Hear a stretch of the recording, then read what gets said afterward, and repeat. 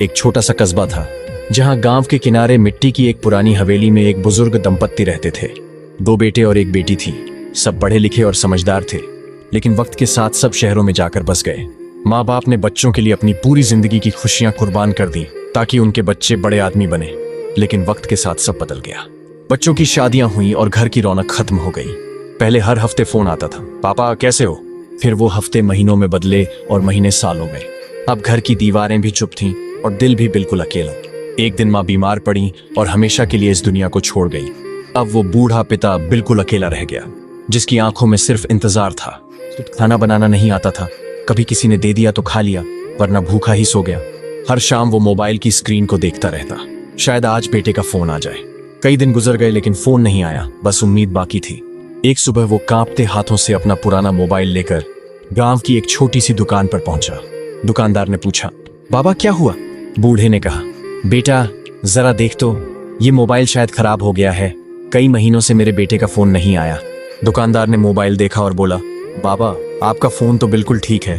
बूढ़ा कुछ पल चुप रहा, फिर धीमी आवाज में बोला, अगर फोन ठीक है तो शायद मेरा बेटा अब ठीक नहीं रहा। दुकानदार की आंखें भर आईं, वो कुछ बोल नहीं पाया। बूढ़े ने जेब से एक टॉफी निकाली, उसके हाथ में रख दी और कहा, धन्यवाद बेटा, तूने मेरा फोन देख लिया। अब अगर अगली बार ये मोबाइल जवाब न दे तो समझ लेना मेरी उम्मीद भी चली गई। इतना कहकर वो धीरे धीरे चल पड़ा, कांपते कदमों के साथ। दुकानदार वहीं खड़ा रह गया, हाथ में टॉफी, आंखों में आंसू और दिल में सन्नाटा। शाम को बेचैनी में वो उस बूढ़े के घर पहुंचा। दरवाजा आधा खुला था। अंदर वो अकेला चौकी पर बैठा था, सामने एक खाली थाली रखी थी। दुकानदार ने कहा, बाबा आज आपके बेटे ने खाना भेजा है।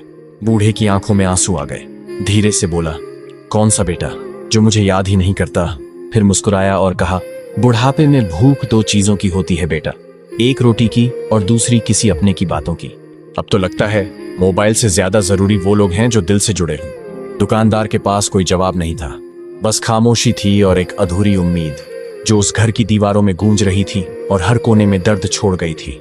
जो अपने माँ बाप की बुढ़ापे में कदर नहीं करते या उन्हें अकेला छोड़ देते हैं, वो जिंदगी में चाहे कितना भी बड़ा आदमी बन जाए, कितनी भी दौलत कमा ले, लेकिन अगर माँ बाप की कदर नहीं की तो सब बेकार है। ध्यान रखना, एक दिन वक्त पलटेगा, जब तुम खुद माँ बाप बनोगे, तब तुम्हारे बेटे तुम्हारे साथ वही करेंगे जो आज तुम अपने माँ बाप के साथ कर रहे हो। ये कुदरत का नियम है दोस्तों, इससे कोई नहीं बच सकता। आइडल्स कॉमेडी नम आंखों से गुजारिश करता है, अपने बूढ़े माँ बाप का ख्याल रखो, उनकी कदर करो, क्योंकि अगर तुमने उनकी सच्चे दिल से सेवा कर ली तो यकीन मानो तुम्हें इस जिंदगी में भी और आखिरत में भी जन्नत मिल जाए।